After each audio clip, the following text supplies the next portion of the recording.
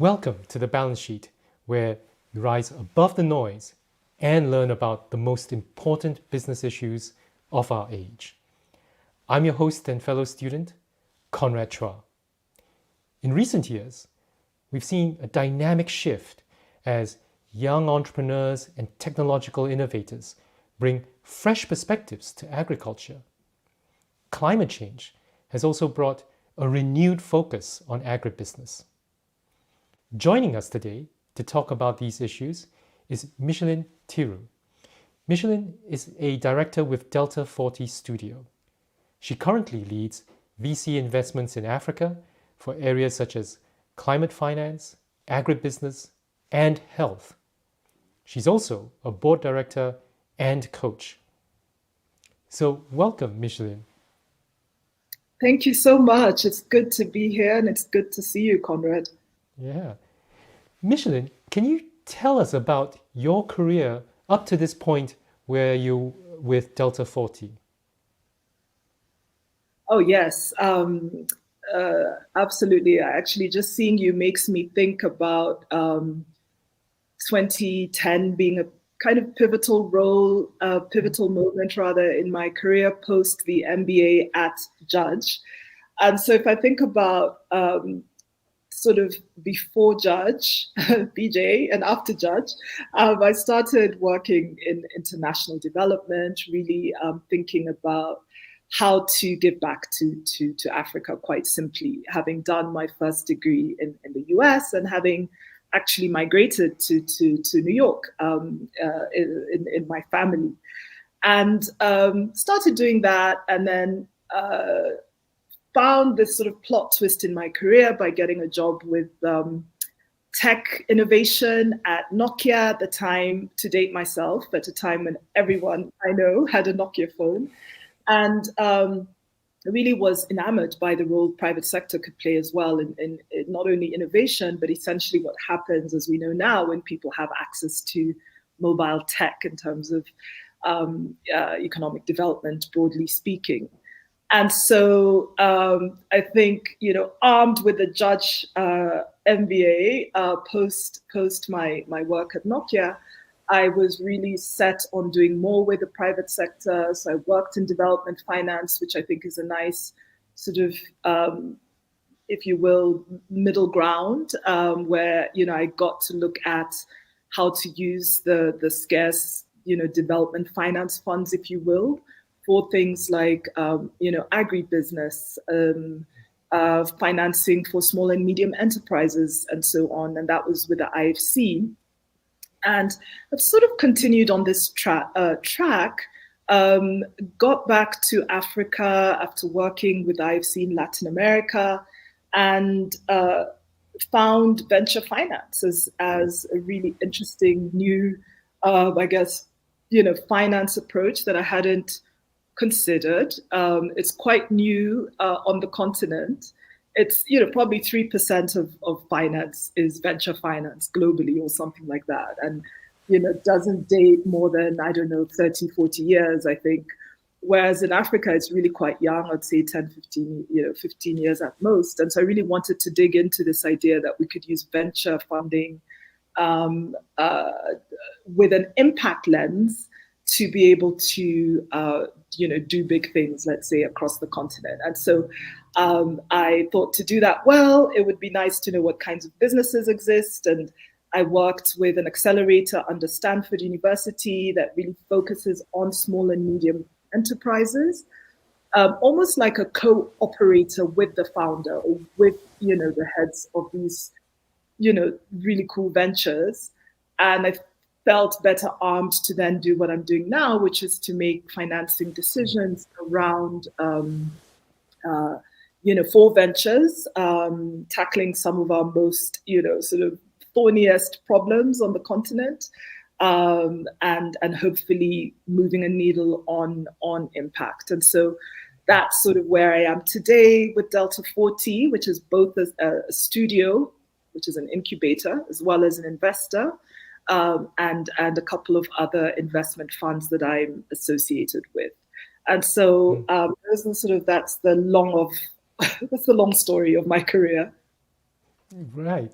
And we've got a couple of people putting in the comments. We've got Jose, who is an alum, just like yourself, Micheline. And he's been working for the past 10 years in an agri-tech startup. I mean, he started the company with another alum, and they're based here in Cambridge. So welcome, Jose.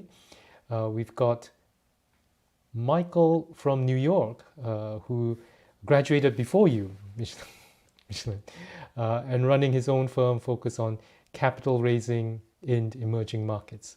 So welcome everybody. And if you have any questions, please pop them in the chats. We may not be answering all the questions in order, but we'll try to get through all of them. So Micheline, you talked about Delta 40 as both a studio, as an incubator, but also as an investor. And on the website, Delta 40 says they want to propel innovative ideas on a pan-African scale. Now, Africa is not one homogenous country, one homogenous market. So how do you get these pan-African scale ideas? Absolutely. I mean, it's amazing to be associated with this studio and investor that has, humongous ambition, if you will. Now, let's bring it down, to a very practical level. Delta 40 has officially been in existence for, less than a year, although was kind of born out of and is associated with, let's say, a big sister fund called Factor E. And the idea is to start small and start with idea stage. So when a founder comes in and says, I have this brilliant idea, I want to develop this agri solution that's going to, transform food security, we take them in if we believe in the idea, believe in the founder. And let me just pause. This is what we did sort of last year. Took them in at idea phase and then basically grew with them. We've now graduated to understand that we prefer to take kind of post-idea, where there's a bit of some thinking at least about product market fit, perhaps some market research has been done. Yes, we know it's pre-revenue, but really where it's just a little bit more cooked, we think that that's the best positioning for us. And so to answer your question, we're still going in a quite nascent phase, but that helps the team in the studio in a sense. It helps us. We're co-founders, at least we think we are, so we help with product, we help with financial modeling, we help with the geography, and what we say is, let's prove it. So if you want to start in I don't know, Kenya with cassava, one example I might get to later, let's do that and then see where, expansion can lead to. Is it naturally Uganda that it also has cassava? Is there an export angle that gets you, hopefully with better trade facilities, gets you to other areas of the continent? And so the ambition, I'd say practically we'll start small and we'll make sure that things work in a particular geography. Kenya and Nigeria are our areas of focus, and we like to grow with the ventures. I'll just add one more thing, which is, yes, Africa is not a country, and yet I suppose the ambition, right, shows in our founders when they say, they want to crack at, most of the continent. And so while we don't ever want to temper anyone's ambition. So all I'm saying is that we just have some kind of proven geography first, and then we grow with them. You mentioned cassava, which is very much a traditional food in large parts of Africa, right? And I know in the West, there's been a lot of attention now on food security, on crops like wheat. Is there that same focus in Africa, where there's focusing on traditional foods like millet or cassava? It's so great you bring that up because, sad facts, there are over, I'd say, 140 million people who are food insecure. These are 2022 figures, across the continent. we will get to about 2.5 billion people, by 2050, really sort of, again, pressure rising, the demand, for food. So, it's against this backdrop that we now have to think about, are we self-sufficient, on the continent? And the unfortunate, I would say, troika, if you will, of COVID, of climate change, of Russia's invasion into Ukraine, has meant that, something was revealed that we kind of knew, but that wasn't so obvious, which is that we relied so much on that supply chain for some of our basic cereals, but also, fertilizer, if you will. And so, I don't want to overstate the fact, and I really don't buy into the whole, Africa is poor, Africa is dire, but I do think we are at this really delicate stage of trying to recover from these crises while looking at our food stocks and seeing that we actually have to improve. Essentially, like the nut to crack is the smallholder, and the fact that we have not been able to mechanize the way we grow food. And so, yes, we have tracts of arable land, but we just do not have high enough yields. And then we have this troika, as I call it, that has hit us. So, Conrad, so going back to cassava, which really, sort of got me thinking about the general landscape. But if I think about cassava, there's this great venture that we're supporting at Delta 40 called Giraffe. And Giraffe plays in both the agribusiness as well as the energy stages. And really, the idea here is that cassava in Kenya is not really eaten as a food, right? It's such a drought-resistant food, if you will, but it's more of a Uganda crop and then parts of West Africa. And so what this incredible founder is hypothesizing is, well, let's grow it. We're going to need it anyway. It's drought resistant. Let's see if we can get more and more people to eat it, while at the same time using cassava for fuel production, ethanol production. And so this is going to be an interesting kind of dual purpose venture. We're very pleased to have help to incubate the idea and help it grow. But I think it will help with this idea of over-reliance on one particular food crop. We do have to continue to push for mechanization of, again, just our techniques, if you will, of our growing of maize, of other cereals, to be able to meet our demands. I mean, I'll stop there. I think for me, that is, I'm so excited to see people here from agri-tech and from, sectors. But there is this sort of basic need to safeguard our food production. And, there's no reason why we cannot feed ourselves, on the continent at large. So, Micheline, you mentioned the need for mechanization.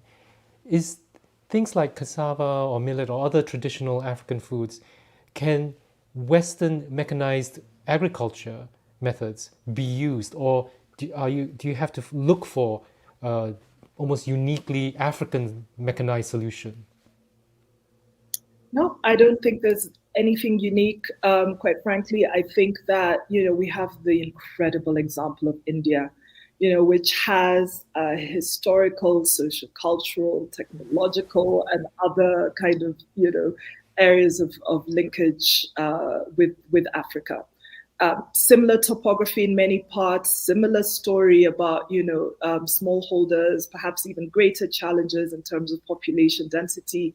And so, things like South-South relationships, partnerships with India will help in terms of what kind of, mechanization, what kinds of equipment do we need? How do we even organize?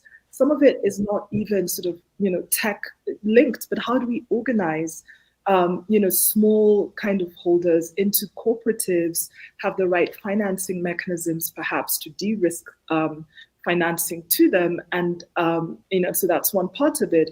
But of course, there's the equipment sort of part as well. There's seeds, do we have the right high yielding seeds, and can we use biotech to be able to enhance that?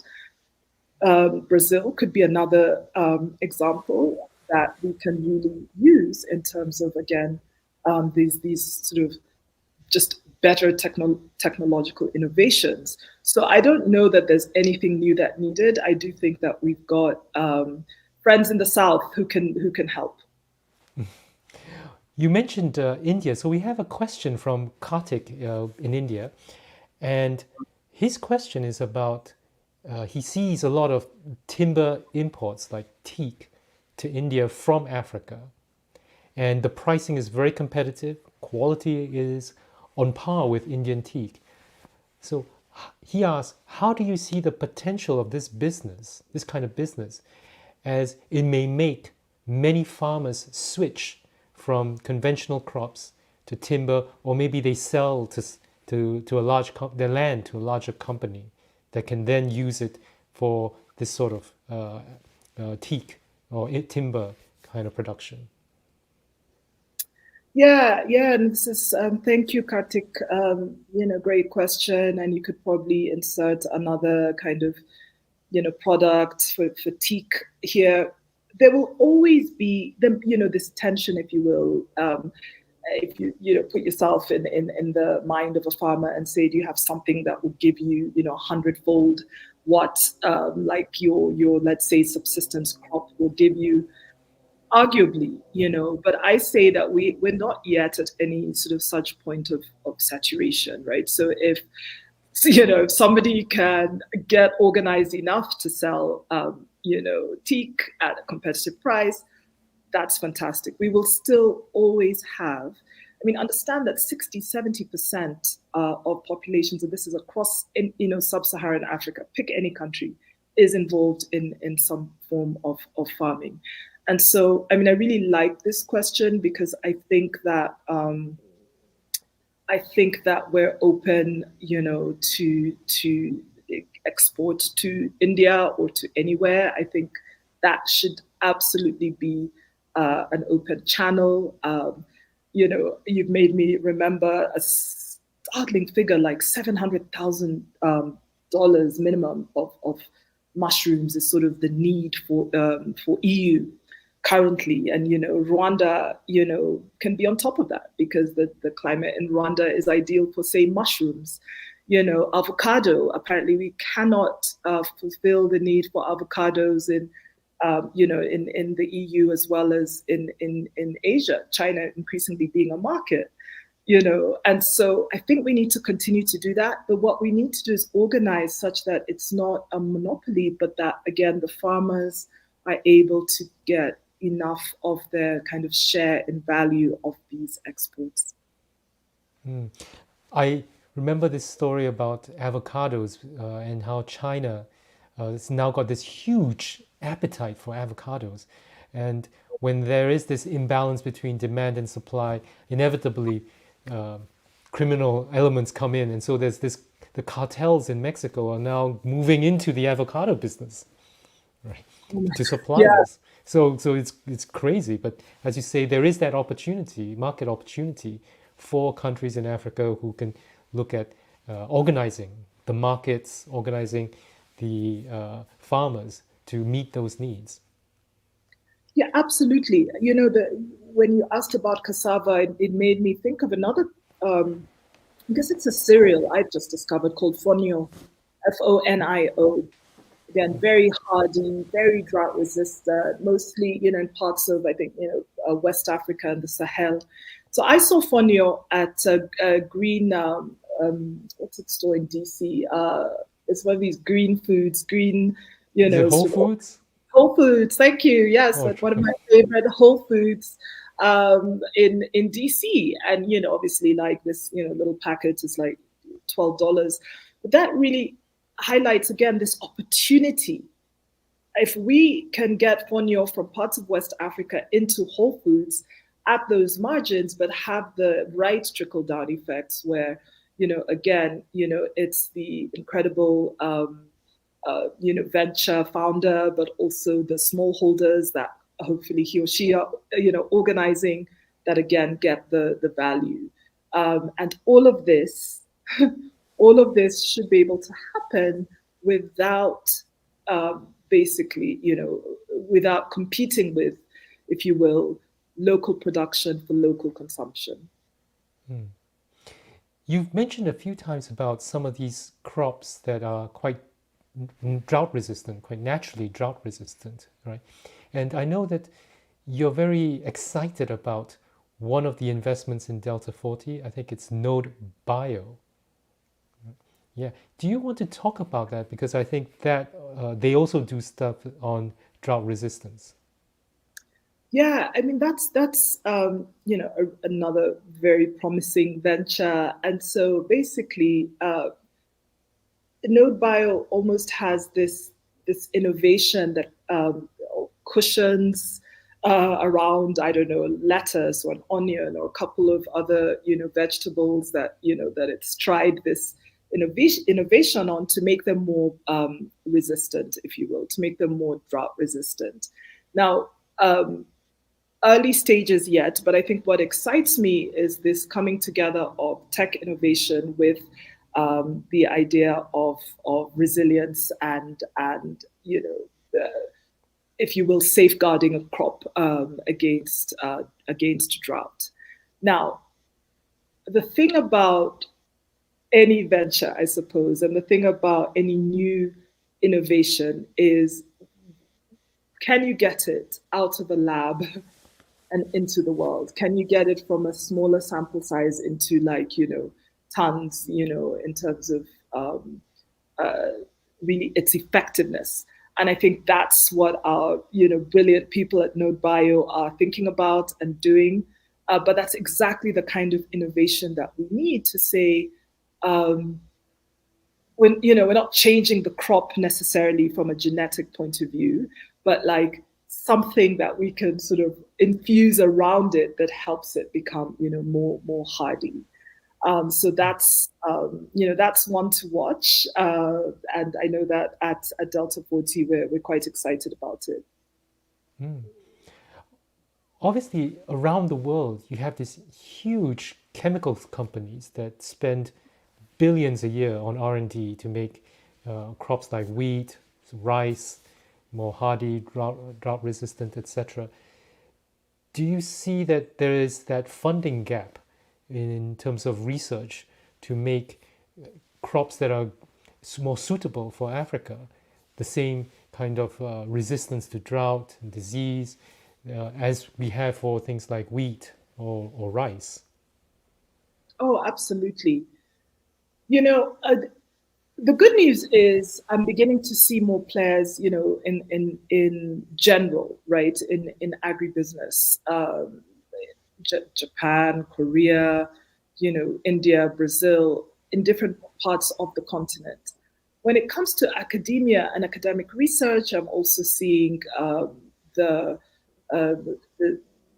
Danes, I believe, are involved, where they'll have a partnership, a funding partnership with a local academic institution, so say a national university, help with that research, help with those innovations, and build them to a point where, as say an incubator or as an investor, one can then go and say, okay, this is a new, sort of tried and tested product with the kind of support, if you will, both technical, academic, but also financial of say the Danish player. So there are, I just think there should be a lot more of these partnerships. I like to see them, especially when they build from our local universities, hardworking, often under-resourced universities, because then that sort of equalizes the playing field, if you will, as opposed to the old model where foreign university comes, does research, and then sort of leaves, and you've got nothing left behind. I think one of the other investments in Delta 40 that I thought was quite interesting is Summer King, which looks at fish, right? Can you tell us a bit more about why Delta 40 was so excited to invest in Summer King and what's the promise there? Yeah, that's a good one. It's great to mention fish because sometimes when we talk about agribusiness, um, I don't know about you, but I know my head goes to maybe two places. It goes to, while on the continent, sort of goes to like the cereals we've mentioned, right? Maize and uh, wheat, but it also somehow goes to fruits and vegetables, right? But the agribusiness is a whole world in which you also have fisheries and forestry, and we haven't even gotten into like the more up the chain. We consider even restaurant tech, if you will, part of the agri world. But getting into fish, look, Summer King, I'm going to take a step back and say the one thing that we do is do a lot of assessment on the leader, right? What kind of skills and attributes make a really good founder? I mean, while we can't sort of boil it down into sort of a science, we do know that very high levels of passion and resilience, are needed. I mean, I place those really sort of highly on my leadership matrix, if you will. Excuse me, but I also think about the fact that, especially in the VC world, right, we had a lot of younger innovators and billionaires in I don't know when that was, right, in the late 90s or whatever, in Silicon Valley, and this idea that you could just make money like this, and people are relatively young. Well, we believe in a more seasoned founder. So not that we're going to look at the exact age, but perhaps a second-time founder, perhaps somebody who's worked in, say, Google, for a while and understands maybe software as a service, or understands some kind of, technology and is applying tech to their venture. And so that's the case, for Summer King. We have this extremely gritty, extremely, dynamic leader who also has, been in the workplace, worked for some of the great tech giants, and has this personal story about having grown up in the western part of Kenya, where it's by Lake Victoria, and where fishing was just part of just his little ecosystem. And when he came to the studio, right, the idea, and it's the idea sort of VCs always have, is tech, like that's what it's supposed to be. So we tried to think about, what is the tech angle here? What are we doing? Is there an app? Is there a two-sided app where you can aggregate the, vendors to the buyers? And, but actually stopped, in a sense, trying to force too much tech, and looked at the story that Clinton, the founder, is trying to tell. And it's really about, how do we better organize, so post-production, once it's left the lake and come to like different nodes, why is it that they're parts of, let's say, Nairobi, so parts of urban areas that have a lot of fish supply in markets?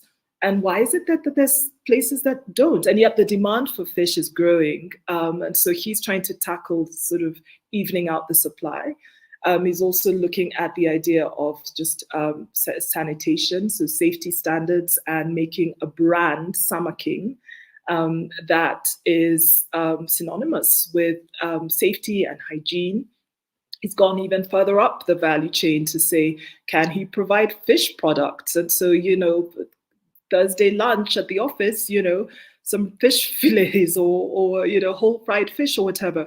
And so I wanted to really highlight that we believe in the leader, and we look for tech, but we won't force uber sophisticated levels of technology if an idea is really, really good.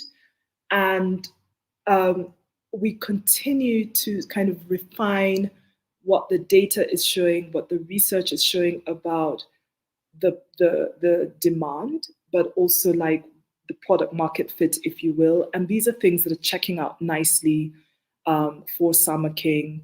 it's not 18 months old, if you will, right? So this is a nice new baby, and I'm really excited about, even though the angle that is very women focused, because a lot of the vendors of fish in the markets are women. And so thinking about some of those ripple effects in terms of income, right?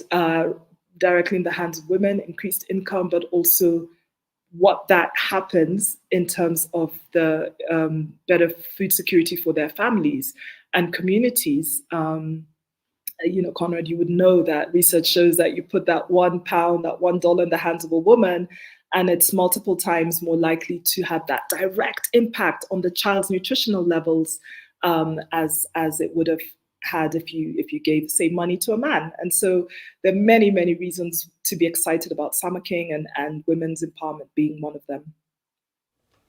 That's amazing stuff.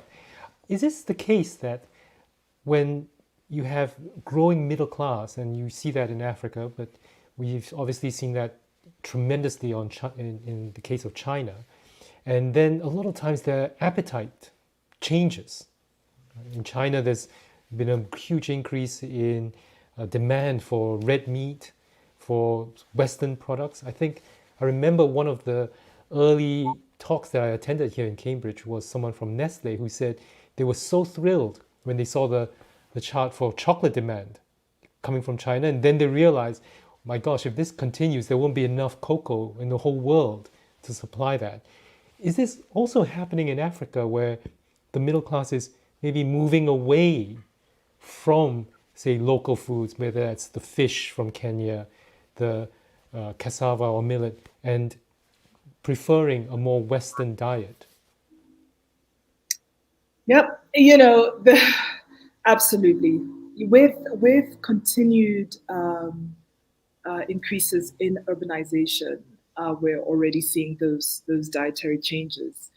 And sometimes they're obviously not for the better. If you're looking at it from a very purist, point of view, like, are you going to have more tomatoes, or are you going to want more tomato flavored potato chips? It's like probably the latter as you move to cities. And so there's sort of two ways to look at it. Glass half full for me is these opportunities to work on those, so it's food processing, it's, innovation, it's, if I just pause and highlight the fact that about 40% of food is lost, from kind of farm, if you will, to base, right, to the I don't know, to the client, to the customer. And so we don't have the right storage facilities and the like. So going back to this idea of these, sort of newly desired foods, if I think about mangoes that are perishing because, they're mangoes sitting in trucks dying under the heat, if somebody is looking at dried mangoes, if somebody is looking at mango juice or some kind of, I don't know, more processed products, then that is going to have a longer shelf life, a longer life. And so my glass half full explanation was that there's lots of opportunity then for like processed foods. There's lots of opportunity to think about, what those needs might be. I think the glass half empty, of course, goes back to, how are we over processing foods? Are we transforming, foods? Does urbanization go with a diet that is innately unhealthy? And we've got enough examples in Mexico for, to just name one country, across parts of Asia, even you've given China, where yes, we do now start to worry about this double, I think it's called double malnutrition, or this double-edged sword, if you will, where you continue to have the undernourished as well as now be the obese, quite frankly, and these, handling these two sort of health challenges, if you will. I don't want to understate, therefore, the need to just watch watch that. But I go back to my gut sense that we've got to stabilize like the food grains, what people are eating en masse, right? Whether it's maize across East Africa or sort of wheat, sorghum, cassava, and so on. We've got to have at least that, right? And then we start to think about, what other kind of food products are going in what direction and how they square with, with sort of nutrition, good, bad, or ugly. We have a question from Saswati. I'm going to just put it up here, part of it. Saswati says that in India, she's seen a lot of crops grown using GMO and chemical pesticides, which had good yields. However, it backfired for the farmers when they couldn't grow anything else during the seasonal farming cycles. Do you see that in Africa? Yeah, we've also started to watch, the use of these pesticides, use of GMO, and I would not want to downplay that, either. I think, I think the megaphone goes on and off around, GMO, and it's hard to really get one's finger on the pulse as to how bad things are. I think we've got to learn from the examples of India and other countries, perhaps. I think we just go back to, we've got to think about regulation, and what governments might do in terms of, where they say yes and where they say no. But we also have to continue to look at some of the large, agribusiness corporations across the continent, not to name any, that have extreme value, of course. You have these, mega billion dollar companies that know a lot about yields and production and have, extremely innovative kind of technology. But we've also got to watch and make sure that perhaps, the government is watching them and they're at the right levels of being able to assist, agriculture and food security and not be damaging. And so I see, if I just look at my ever optimistic frame of where's the opportunity, where is the opportunity? I would say, more natural, let's say fertilizers and so on are absolutely welcome in the market. Of course, having these natural fertilizers, it also reduces maybe the dependence on external markets to import your fertilizers like phosphate rich kind of fertilizers. And you'd have to balance, of course, the security point of view, but also the yield, I guess, from these fertilizers. Micheline, I also saw one really interesting investment in Delta 40, which was Power Up, and they're making cooking appliances. Why did Delta 40 invest in that one? Yes. Oh yeah, that's another great one. Again, going back to yes, is the business idea solid, but is the founder, gung ho? Kato is one of the founders, Ugandan, absolutely passionate about this area, and basically he's developing a suite of, I guess, cooking, cooking instruments. First there's a pressure cooker that's I think nearly ready for the market. That is basically healthy, in terms of carbon emissions, but also effective and efficient, right, in terms of the time that is spent, to cook, and then at the right price. And why does this excite us?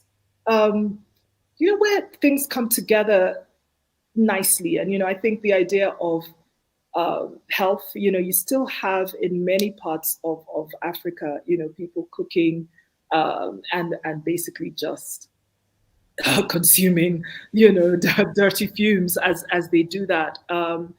you also have this idea of, yes, slow cooking, can be good, but not literally too slow, in the sense that the cooking appliance is just not, efficient enough. And so how much time does one need to spend, boiling, I don't know, a pot of beans, or a pot of a banana in Uganda. So we really liked this idea of potentially better health. And then you have, very, very low carbon emissions. You've got saving people's time, and you start to look even at finances because at purchase point, I think Power Up is going to be able to collect a lot of data about how much savings one makes by going and using this innovation, using these stoves vis-a-vis, cutting, basically using charcoal in the home. And so this is a very promising premise, and we're excited about this. Again, this is not even an 18-month-old company, and so let's see where it goes.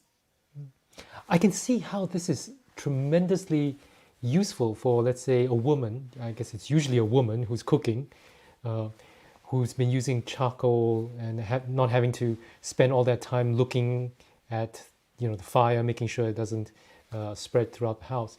But why couldn't we just buy something from, let's say, China, uh, that's pre-existing? A slow cooker or a rice cooker, for example. Why develop a new kind of cooker just for this?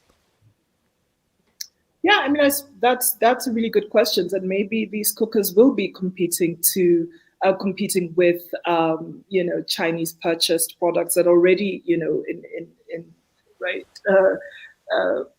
that the sort of proliferation across the markets. I think that there's something to be said for the thoughtfulness of, it's not only a product in someone's home, but it's looking at, for example, the data I was saying, that gets into microfinance, that gets into sort of what is in someone's pocket, what is in someone's wallet. I would imagine that the cooker, our hypothetical cooker from China, you go to the shop, you buy it, and that's it, right?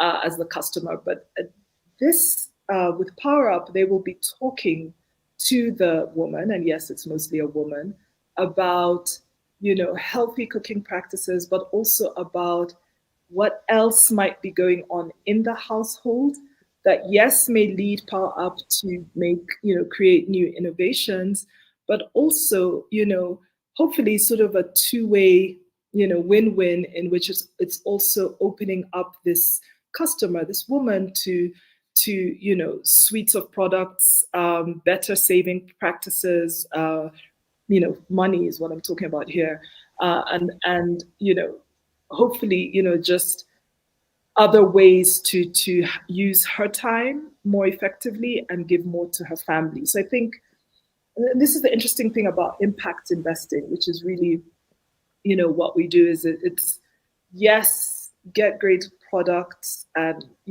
help ventures make them and sell them, if you will, product solutions, but also think about what else this might mean in terms of the environmental, social, and sort of livelihoods impact. And I think this is where Power Up's positioning is just a lot more thoughtful.